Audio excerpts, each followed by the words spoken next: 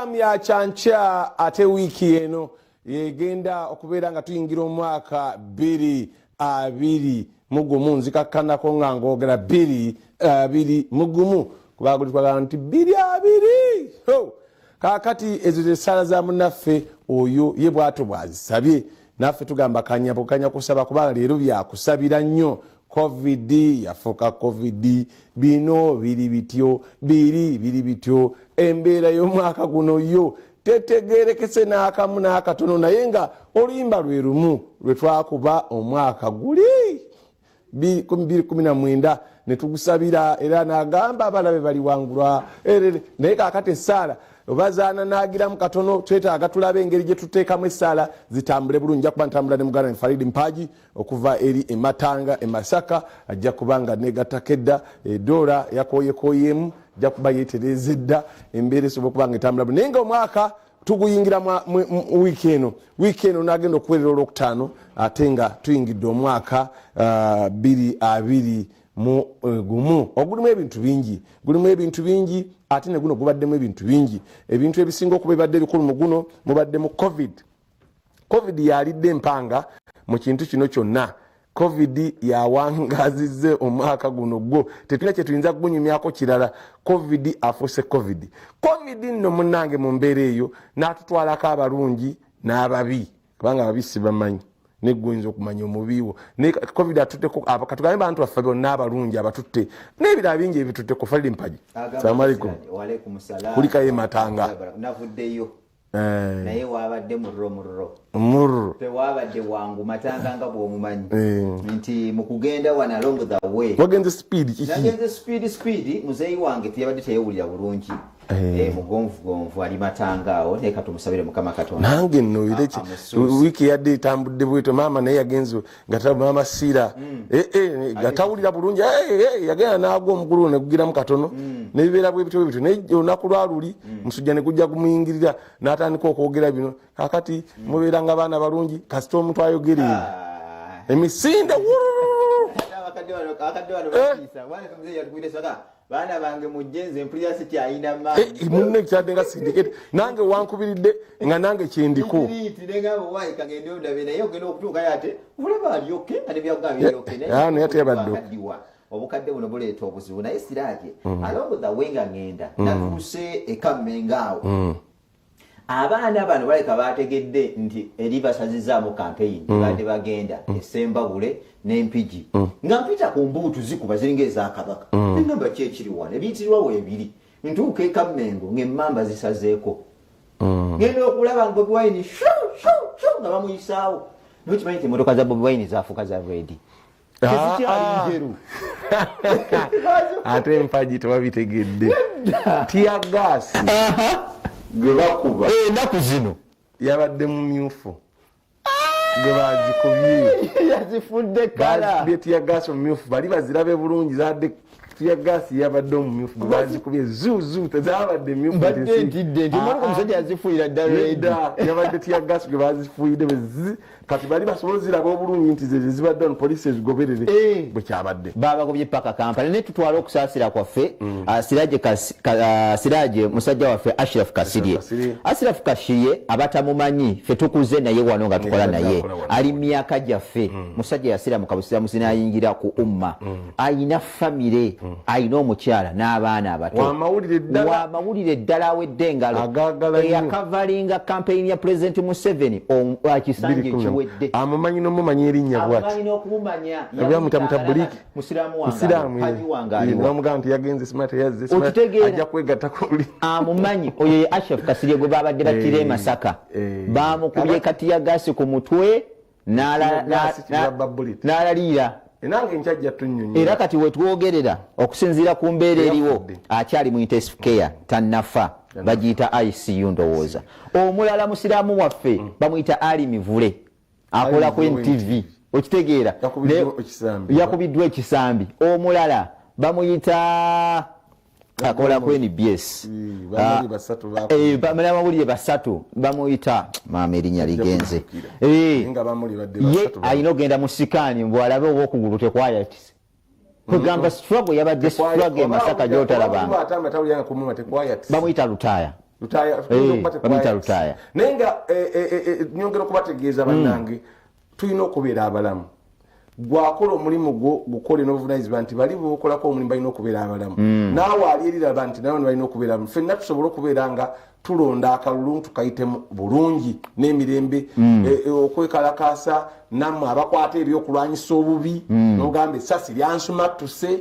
lyasumattuse singa likuba mwana wa kojjaawo liba lisumattuse liba terisimattuse owooza lyasumattuse yanyize mu butanwa omupoliisi oyo omusirikale tugenda mubole ebyo nabyo bikyamu emundu tumanyi nti bonna abazikwata batendeke bulungi nnyo nokyo tusubira excuses olaba nange empaji yafuna mukyaka sijja okolako mukyaka biseera ebyo olaba nange empaji yafunako mukyaka emundu ngimanyimu akatonotono sisobola kuba sasi bweri bulungi nnyo nakola mukyaka ne certificate njina yali nkubye ne ku sasi kompyuta wakuzanyisa emundu ngimanyi naye Siraaje waliwo akantu Katikkiro ke yayogera nakakwata nnyo Katikkiro yagamba nti omuzira yoyo abeera mu ggwanga making sure nti asigala mulamu oyo gwe bayita omuzira so kati beera mu ggwanga lino okakase nti osigala oli mulamu ebitundu bye baaganyemu okuba campaign bannange abeesimbye okuba obukulembeze batuyambe ebitundu ingini abimenya bulungi omulamuzi abimenya bulungi nnyo okitegeera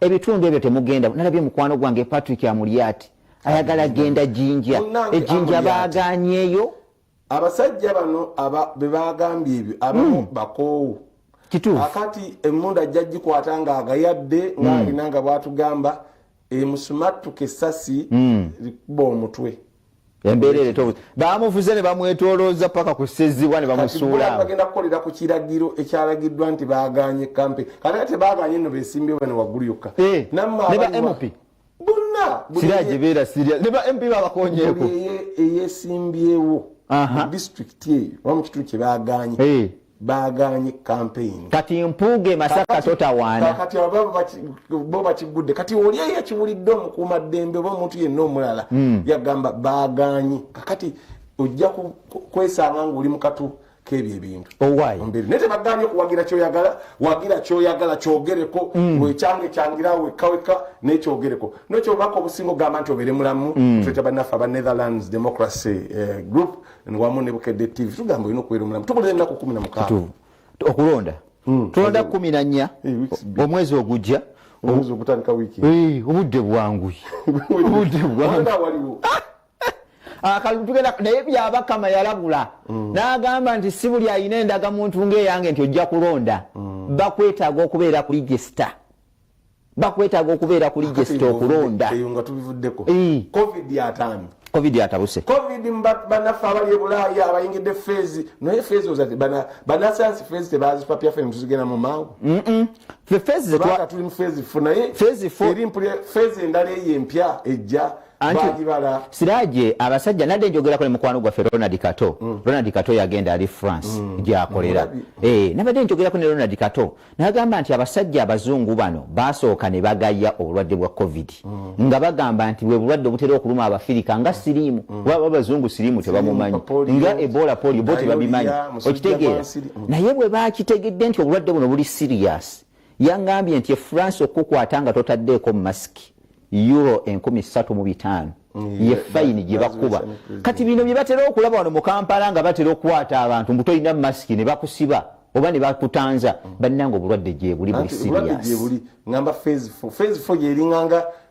nze ndowooza tutunagituukanamu tukyali muzira esooka enkambwe anti senga phase 4 Siraaje tugituuseemu naye nti SOPs tuziragajjalidde nga ffe bannayuganda Siraaje otuuka awantu ng'abantu balinganga batamanyi ne waliyo ne covid okitegeera abantu ne babeerawo nga babiyita byakuzannyisa tebeefiirayo nze nabadde eggule waffe mu kyalo Matanga abayaaye nga bali awo bateekaawo ekizindaalo kyabwe ne bateekako ennyimba za Bobi Wine banywedde omwenge bazinira mu kasenta mu kyalo yawewa okitegeera mu kyalo yagamba bo bali mundi pozi ng'akikyusa agambe nti ne mu byalo mutereere era ne mu byalo balina okutereera kuba mu byalo pulezidenti yaleka ye teyayogera n'aleka nga waweeyi Siraaje abantu bakyali kukuweewa kuliko yagamba mu kyalo abo mu byalo byange balyoke naye kikyalyoke ne mu kibuga Kikambwe tukubira essimu otubuulire mu kyalo kiryoke covid kiryoke nga bw'olaba covid ali etya wammweyo abagenda bamututteyo tukubire simu tubulire tukube simu 041 guji basomere namba ali 041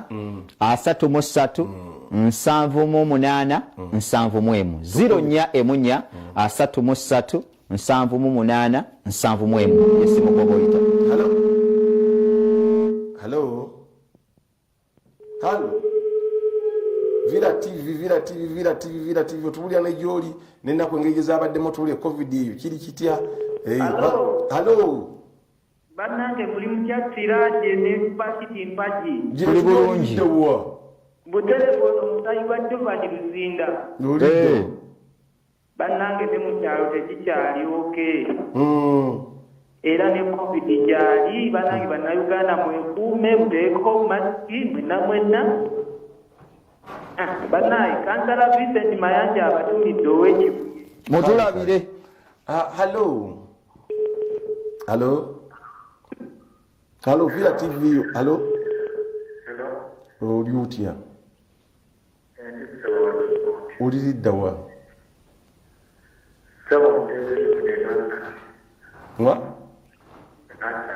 nansana wano waggulu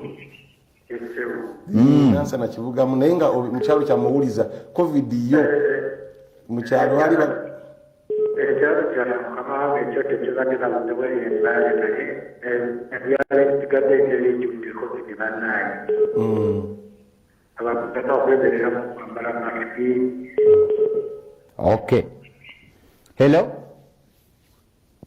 Flexa tuwo mulala. Hello Pati mwebale tuweereza kale sebo nze boy songo kibomba kya chosen banking asinze ne bombo oli bombo wano ndi bombo wano n'ekibuga kyammwe baganda baffe abanubbi gye bali abantu gye bali naye nti abantu era buli wamu balagajjadde nnyo okubanga bambala masiki era kyekintu ekigenda okubanga kyongera okusaasaanya obulwadde kubanga okunyamba mu kibuga najje newaffe ebbongo naye masiki tojja kumanya oba mulamu oba mulwadde najja n'awa munne aga n'amukwata mu ngalo kumanya oba mulamu oba mulwadde lwaki bagayadde ekyokukubiriza banabbongo ne bannayuganda bonna okusigala nga beekuma nga bambala masiki ze boyi muzungu mbaagala nnyo boyi busungu kibumba kyani simanyi kibumba kya chosen beki. Hello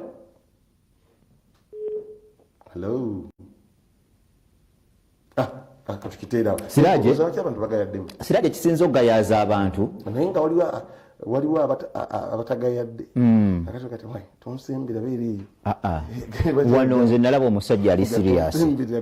Siraje nalaba omusajja ali serious wano nga tugaba enkoko za Sekukulu.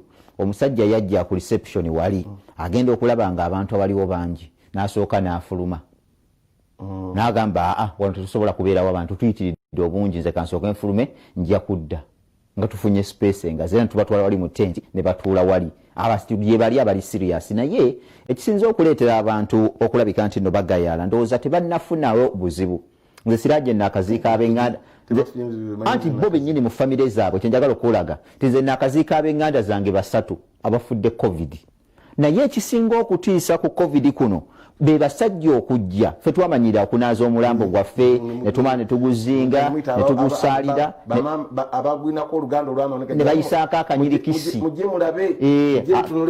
kati babaganda banyisaako kayirikisi abatali basiraamu kati abasiraamu ne tunaaza okitegeera kati bakulaga nti togenda munaaza togenda muyisaako kanyirikisi n'okumusajja temugenda musaalira n'okulaba kutogenda mulabako nolaba abasajja nga jja bambala ebyambalo beefuula biza ebiveera okitegeera bijjeko bigiravuzi ebyo kuntana naliko kuntana ya mukadde wange kakati nabyo ne babireetera ekintu ne bagenda ne babyokyereri ne babitunuulira kakati ne mubeera bamaze okuserako ettaka erisooka mujje namwe muteekeko eriddako ate nga mubiguze sente nnyingi okitegeera kati embeera eyo bwekutuukako Siraje mu famire yo okakasa nti covid is real naye abantu abasinga tebannaziika ku bantu ba covid n'ekirala kye nali njogerako n'emikwano gyange nti olaba omuntu alwadde siriimu bamukulaga siriimu wedde omujjukira oyo aluma fire bongo yotaya nojja omuntu n'omulambako ng'aliko liiso lyokali eriiso n'eddoboozi tebifa eddoboozi lyeddyo naye ng'omuntu olaba nga gwe bakwesa ebbali nti yaluwa gundi yono gwobuuka n'osooka ne weesika mu booti ate ombuuse munnange eddoboozi lyo tyalalifa nga ddamu kati awo covid ono kati ye nti omuntu tomulabako bamukweka eyo ekitega ne bagaa nti afudde naye abakubanga omuntu ono alabikako wa covid naye n'olaba covid nga bwaluma nga abazungu bwe batulaga nga mbyuma bantu balikakasa nti covid yali bannaffe tubeere begendereza lakisingidde bwereere singa obukulu singa ebyokusigeni byabadde gyebiri okusigeni yini taliiwo yakendera taliiwo kakati bamukekkerereza oba endwadde endala olw'ensonga eyo kakati chanse ezizo ez'okuwona ng'omufunye bayinza okuga nti ne balaba waliyo bino kati gwedda wali onaabeere wano akukwikinze nga nno okutya awo bakutuse mu ddwaliro gati bamutuse mu ddwaliro balimutuusizza muli wawulira batugamba bagula ebyuma bya gundi oxygen bamugula wano kakati omulwadde ffe bagati sooka olindeko dde wali ono yaba asookayo awo omanya tigwe batadde wali omugaso gwe balabye nti mutono sente zo zirina nti buli bugundi 20-20 buli ssaawa kakati sente zo zirina nazo mbagati beera nazo ne gwe tulina muno kakati bannanga abantu baffe twebereremu kakati nekisinga okuba ekikulu kyemusooka okumanya nti obwana buno obuto tabuyisa bubi nnyo naye bekaba kamulina gwe omukulu n'omusiiga ate gweoyisibwa bubi nnyo abakulu twajja n'abagwira obwana nabo obwana temubugwira kasita emyaka giwera nkaaga omanya resistance yake ekyali yamanyi kayonka kali ebyennyanja kali ebiyembeyembe kadda amapapali gago ne kagalya ko kagumu kati gokagwira atofune naye ndowooza abantu bakozese ne ebintu bye batugamba okukozesa nga akalimaawa kateeke mu kyayi entangawuuzi nazo ziteekemu enniimu zirye emicungwa girye ne green zimulye agenda maaso n'okwalika ndeweyanikako mu kasana sirage nabadde mu kyalo ewaffe nempuliramu ekintu ekyamazeeko pulaani simanyi kigenda mu maaso nti natuuse ku miti gyonna egyabeerangako obulimaawa nga tekuli nintuuka ku nniimu nga tekuli nga batugamba nti tugule enniimu e Kampala tuzitwale e Masaka can you imagine andi ab'omukyalo beekuuma nnyo ne bazirya nga bukyali kakati mumwina zigwe ate Kampala gyeziri nazo zibankalu zakalala temukyalimu kasupu zonna abalwazi batunda bazaanika nnyo ne zigwa naye tezikyalabika bino byagula kati entangawuzi yemujjojjuli yeye butambula yo nnyingi ate zaalayisi 10 mu kibuga naye tezikyali ŋŋanda naziguzeeko awo ekammengo nga nzija mutuguza nayo bizungu wakiri nuuna ezo kale programu ya Kyankya twagatumulemu katono tudde n'amawulire ge wasubiddwa.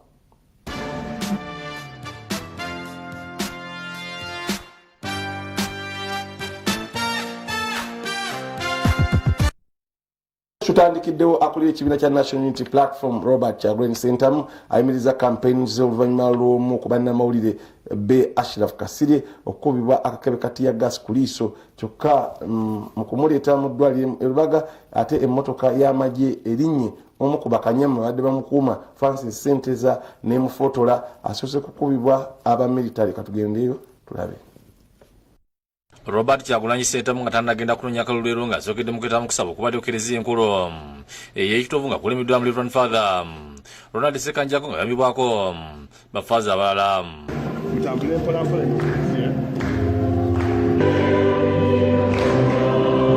Father Ssekanjako asabye abafumbo okubeera abeesigwa kye bayamba okumufumbo bwabwe n'agamba nti kividdeko abafumbo okwawukana bwe bava okudda ejjembe obuteesigagana sirako n'abaami obutalabirira abakyala baabwe. Amagana fegona nasolobwa abantu balwana abantu bawukanya olw'obwavu nosanga taata oba maama nga yasalawo yekka yasalirawo amaka. Asiimye Kyagulanyi olw'okujja n'etaba mu misa ng'abadde wamu n'omumyuka wa Nuupo atwala amasekati Mathias Mpuuga. Amazima twongere okukkiriza ebitukkiririzamu si bikyamu, twongere okukkiriza nti omuntu weeyimirira okweganya tobeera okukka.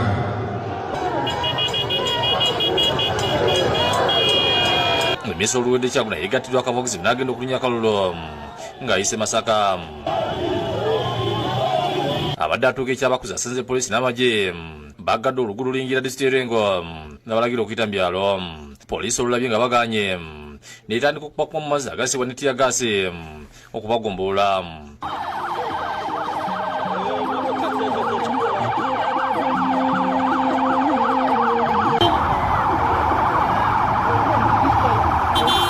wakati mukavuye munamuli Ashraf Kasirye akubidwa tiyagasi ku mutenda ntali wa mudwaliro Masaka nga biwalataka ekividde ku namukaba nga bulowooza nti afudde.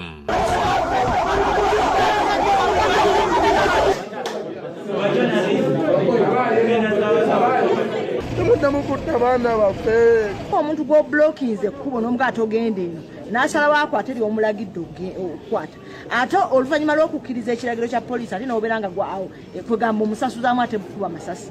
Bannamuli abalala balumiziddwa kuliko ali mivule wa NTV Sakuni Daniel Lutaya ONBS nga atutte mu ddwaliro ng'embeera mbi mu ddwaliro Masaka abasawo bakoze butawera kyokka embeera Ashraf bweganye ne bamusanga ambyulizi okumuvuga okumuleeta Lubaga.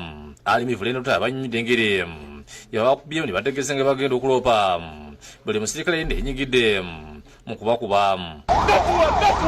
Bikale temukubeeno lwaki atukuba tali agirire ddala nambalula nga kibadde nti nno kanista ewabye agikubye newaba that was understandable naye omuntu n'omutunuzaamu n'ogamba collateral damage n'omukuba abayine ekyo ndabira ddala it was very unprofessional. Bagenda kunkuba ekifaananyi kya x-ray balabe oba eggumba limenyese oba walwaddewo obuzibu bwonna. Ye Mathias Mpuga avumidde ekikoleddwa poliisi okubagana okugendererwa nga teribatakomaoko ne bakuba ne bannamawulire. Singa lyamisinze Ashraf libadde likwata president n'olw'ensonga eyo puroguramu ye ey'olwaleero agiyimiriza ey'okugenda Lwengo Bukomansimbi n'Empigi sobola okutaasa obulamu bw'omwana ono. Abadde tayinza kweyongerayo Bukomansimbi ng'ate omwana ali mu kufa. Kyokka mu kujja e Kampala ali batuuka e Busega ate omu ku bakanyama bakuuma Kyagulanyi ssente za Francis atomedde emmotoka y'ebyokwerinda n'afa. Mubeere bagumu ne bw'oba toli mugumu wakiri pretending nti oli mugumu ojja kwekanga ng'ogumye. Kati okuguma kye kisigaza kyokka. Omwana w'abandi oyo nsaasire nze baganda bange simanyi bwenyinza kunnyonnyola abazadde b'abaana abo. Ne ku ddwaliro Lubaga abadde yakavuyo ekividdeko ne munalo waffe David Tamalo okukwata abamilitale. Embeera badde ku ddwaliro eviddeko amitalo okujja okulemesa abantu okuŋŋaana ova olekedde olusigero lw'emmotoka okumuzzewe Emagere bw'atuuse ku mbuzi ekkubo lisaliddwako ebyokwerinda ng'abangi ku bawagizi tebakkiriziddwa kweyongerayo. Mu maka ga abawagizi bamutaayiza n'abakusobola okusigala nga bakakamo. Mubaka bwe omwagizi wa PDF Brigadier Flavia Byekwasi byadde ku mukutu gwa Twitter ategeeza nti emmotoka y'amagisi erinye ssente zababula abadde ageeza okwekwata ku mmotoka ekika kya drone n'agwa. David Tamale ne Rugendo Crispe bakusakidde eggulu eno Lwawokedde TV. Siraji tusaasire munnamwalire munnaffe David Tamale gwe tukola naye wano naye yabadde omu ku baakubidde olunaku lw'eggulo ate nga sitoola alina ogireeta amawulire awe gafuukira amazima tugazanye someggulire eddako. Pulezidenti Yoweri Kaguta Museveni ategeezezza nti tekikyasoboka kuyimiriza kulonda nga bwe kyasabiddwa Ssaabasumba Dr. Spiriano Lwanga ku lwa Joint Christian Council nga agamba nti essente ziteereddwa mu kulonda kuno zisukka ne mu trillion. Katugendeyo tulabe. Kono okusatu lwa wiiki eno Ssaabasumba w'essaza ekkulu erya Kampala Dr. Spiriano Lwanga yawubako bwa Ssekukkulu ku lw'ekibiina ekitabo enzikiriza mu kulusi ekya Uganda Joint Christian Council ku Popo Mundebe n'ategeeza nti okunda kusanya okwongezebwabyo emyaka emirala 3. Ssaabasumba ategeeza nti embeera etusobozesa kulonda okutambula obulungi mu ngeri y'amazima n'obwenkanya. Engeri abanja bakubyemu okubira ddala mu kamyufu n'ebibiina byokka bakubagananga kati kyekinaddirira yensonga lwaki tusaba gavumenti yaffe tuyimirize okulonda kuno wakiri emyaka 3 embeera emala okukakkana. Kati Pulezidenti Museveni yabadde awubaka bwa Ssekukkulu yanukudde Ssaabasumba. Pulezidenti yagambye nti bwe yabadde mubende Ssaabasumba Dr. Spiriano Lwanga yamukubidde essimu amusinkana amawulire ku ky'okwongezayo akalulu era ne ssemateeka akyusibwe. That election should be postponed, constitution should be amended, there should be interim government for 3 years. Then I said, but why Your Grace? Why? What is the reason? agambye nti bo nga aba NRM balina n'okwemulugunya ku butali bwenkanya mu kalulu. The only party which has got a non-level playing ground is NRM, because many of the radios are against NRM because they are sponsored by parasites. And then also corruption in the Electoral Commission, which has been there, especially in the Kampala area. Museveni era ategeeza ntayinza kukkiriza emikutu egirwanyisa gavumenti ye gy'ageraganyiriza ku nkwa. And many of them own these radios. We have not closed them. Even the government radios had been infiltrated by anti-NRM groups, so they are also parasites within the. Museveni agambye tekyetaagisa kwongeza y'okulonda wadde nga waliwo n'obulwadde bwa COVID-19 era nga ye amanya katadde nnyo mu kulonnya akalulu ng'akozesa emikutu gya radio ne TV. But in the little time I had with His Grace, I told him that how can this be? First of all, it's not necessary, and it's not feasible. Why? It's not necessary because we can have elections even with this corona. Voting is even simpler because people can come, social distancing, and they vote and go. Museveni ategeeza nti okulonda kwennyini kwatandika dda nga abaka ba paalamenti abamu bayitamu nga tebavuganyiziddwa sakudi basente ba disitulikiti nga tekijja kusoboka kwongezaayo. Actually, we already have like 13 or so members of parliament elected. So how do you stop this? We've got so many chairmen elected and opposed. How do you stop this and why? And the money spent by the Electoral Commission. Where shall we get this money again to buy it? Because we have closed our eyes. The money we are spending on this election can work on about 5 roads. Awo budde nti buli muntu yanisanya okuli mu lubimbi lwe nga yeteyingizangako mu nsonga ez'eddiini ayambadde ne bannaddiini olw'okunenyanga buli abo by'okwedda naddala poliisi n'agamba nti wandibaddewo enkola y'okutuusaamu obubaka. Of the church leaders commenting on everything. Police have done this, then they comment the following day. And many of the comments are wrong. Then you are in a dilemma, what do I do? Do I attack these people in public? We look like children. The elections will be held on schedule. It is feasible and desirable. Songo ziwulidde ez'omukulembeze gwanga erya Uganda. Bannaddiini badda ku poliisi ne banenya n'abakumadde mu lwatu. Yabagayo buli omu alimu olulumbi lwe. Lwaki tayingira mu bya ddiini. Ndowooza Electoral Commission era zeemu n'agicekingamu. Abamawulire agamba nti baparadise be basinga obba wakasente. Ekyaliyo emikutu gyonna gyoleza gavumenti. Mwenna mwagulibwagulibwa. Naye gya gavumenti gyennyini bagiguliramu. Ajja giggala. Agira atulindako.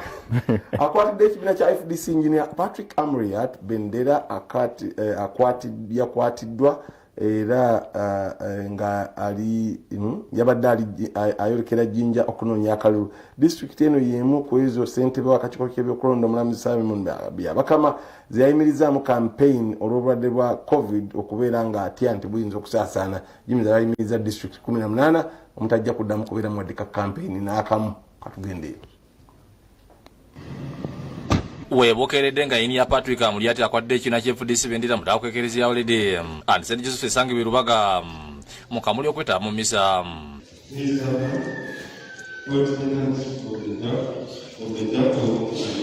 Misa yimirwa bwana mukulu Reverend Father Richard Kawongono mu kubulira asabye abafumbo okuwala ebintu ebiyinza okubaviirako obusambatuko abasabye okufaayo okulwanyisa obwavu obwensi n'endwadde endala. Has been dealing with another woman outside. Even that is starving. The man who beating me wants me to leave. But I decided to devote myself to them. Mother Mary.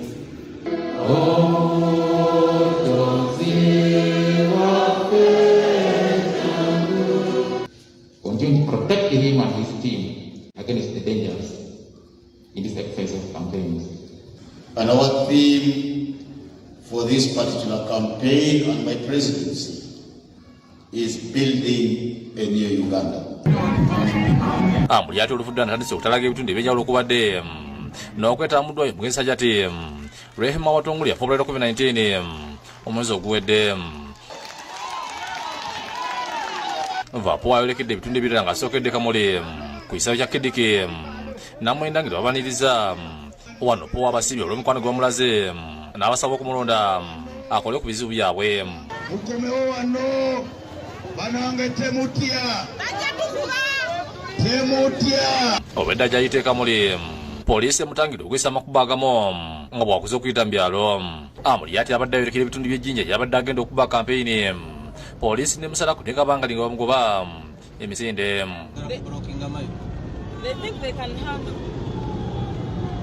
Mu kavuyo ako kabanga lya poliisi namba UP 2394 etomedde emmotoka ya bulijjo namba UBF noti Samuel Muke ng'ennannyini akizizza okwekubira enduulu n'atafiibwako. Amuli ati bamukwatidde mu luguudo wakati ne bamuvuga nga bamwolekeza jjinja nga n'endereva bamuyisizaamu empi.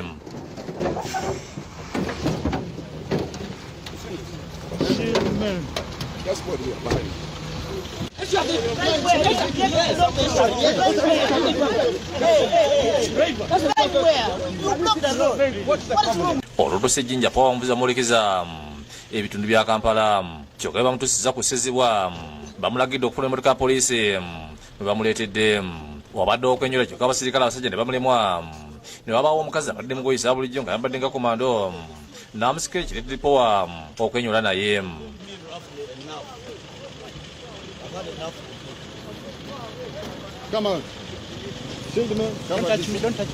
Poliisi ekyusiza emmotoka zaayo okudda ejjinja yandi bavudde kyokka Power naye akyusizezze n'agamba nti gyadda poliisi eseeko ku buli yonna okumutangira obutadda ye bamugye.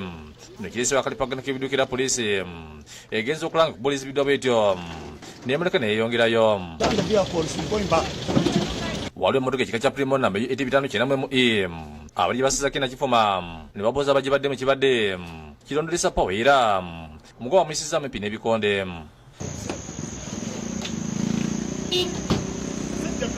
Ernest Chaze yakusakidde Gullion ku Lwabukedde TV. Kasita byayimiridde so nga abantu bananywa ku mazzi sira gye tugendeko mu nteekateeka endala.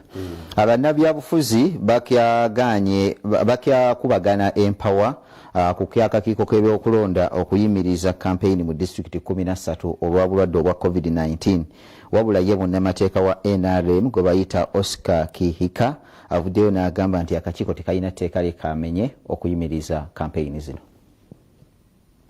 N'okutuusa kati bannabyabufuzi bakyasobedde olw'ebiragiro bya ssentebe w'akakiiko k'ebyokulonda omulamuzi Simon Byabakama eby'okuyimiriza enkuŋŋaana mu disitulikiti 13 ezaamutegeezeddwa abakugu b'ebyobulamu nti mwe musinga obulwadde bwa COVID-19. Munnamateeka w'ekibiina kya NRM Oscar Kihika ategeeza nti akakiiko k'ebyokulonda tekalina tteeka yadde erimu lye kaamenye okuyimiriza kampeyini mu disitulikiti 13. Nga lawyer nze ndowooza nti electoral commission kyekoze kiri mu mateeka. Mu lukuŋŋaana lwa bannamawulire otuuziddwa ku kitebe kyabwe ekya Ddondo ono ategeeza nti okunoonya akalulu tekuyimiriziddwa wabula bakweyambisa emitimbagano n'emikutu gy'amawulire. Ye ssaabawandiisi w'ekibiina kino Justin Kasule Lumumba agamba nti akakiiko k'ebyokulonda nga tekanatuuka kukola kusalawo kuno kandi so se ne keebuuza ku beesimbyewo. Ab'ebibiina n'abatali ba bibiina tubeere n'olukiiko n'electoral commission tubeere n'ebintu bye tukkaanyaako. Bwe tubanga kati tugendera ddala mu kusaba kalulu ku radio na TV. Ani agenda okumitinga kosti eyo? Ani agenda okusasula radio ezo ne TV? Tugenda kwongera amaanyi okusaba akalulu muntu ku muntu ku byalo. Omu ku bano ye yeesimbyewo ku bwa pulezidenti Lieutenant General Henry Tumukunde. Nayogera nnyo nga ngamba nti kirungi tukansolinga obululu buno tusobole okufuna obudde tulowooze bulungi ku bulwadde bwa COVID. Naye ndowooza olwo baali balowooza nti lwakuba saayina maanyi. Yagamba nti talabawo mazima na bwenkanya mu kalulu kano kagambye nti kalimu okutulugunyizibwa. Sinagenda Kampala eina miliyoni emu, sinagenda Jinja, katufe obululu tunaabujawa awatali eyo. agamba nti wasanye okubawo okwogerezeganya okusinga okubabuulirira ku mikutu gy'amawulire.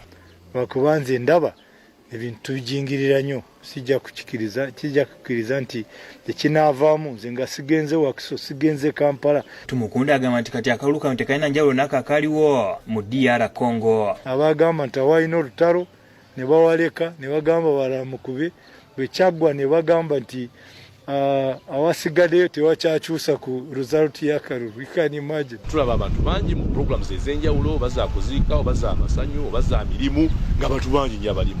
Naye bwe kijja kuffe bannabyafuzi. Ate omwogezi wa FDC era nga ye mubaka wa Kira Municipality mu Parliament Ibula Ssemujjunganda naye awakanyiza ebyasaliddwawo akakiiko k'ebyokulonda n'ategeeza nga bwe katalina buyinza kweteeka mirimu gya minisitule y'ebyobulamu. Naye Electoral Commission bw'evaayo n'erangirirako kintu kimu nti meeting z'okusaba akalulu tuziyimiriza mu butale ne basigala nga bakola, mu kusaba ne basigala nga basaba n'okusaala. Kiba kitegeeze ekyalangiriddwa kya byabufuzi si kya byabulamu. Abaali sigadde tukampeyingira ku bifaananyi n'ebifaananyi babiggyeyo, kakati olwo tusigazaawo kampeyini ya kikaaki. Otuganye meeting n'ebifaananyi babisala osirisi. Batugamba nti mugende ku birediyo eby'ebyalo. Naye gavumenti kinajjukirwa bulungi nnyo nti ng'eyita mu UCC yalagira mangu baggala ebizindalo by'oku byalo. Kakati embeera gye tubadde tusazeewo okutambuza b'emmotoka nga tetukubye enkuŋŋaana, meseji yaffe esigale ng'ekyatambula. Naye n'ekyo nakyo bwe kibanga kati olwaleero kigaaniddwa. Kati kikalulu ki ke tugenda okukola? Bameka bagenda okusobola obulango ku radios ne ku TVs. Bangi nnyo tebajja kubisobola. Amakyaki abantu 2 emikolo n'ebirala bwe bitunga bagenda bagulawo. Kakati bw'ogamba nti ebyokulonda byokka bipimiriza wabeerawo question mark ennene. Moses Ategeka yeegwanyiza okukiikira bannakira mu Palamenti tayawukanye ne banne mu ndowooza. Mulimu bano abazze nga basitudde baaga za ssente. Akalulu kano balinga abakawadde abalina baaga zaki za ssente. Manga bo bakipanga dda. Naye bwe baleetawo etteeka nga ligenda kunyigiriza abantu bagenda nibagulirira aba MP. So newe tuba bangi tuba batono. For as long as aba MP bakirira bagulirira bajja kubeera enkyukakyuka.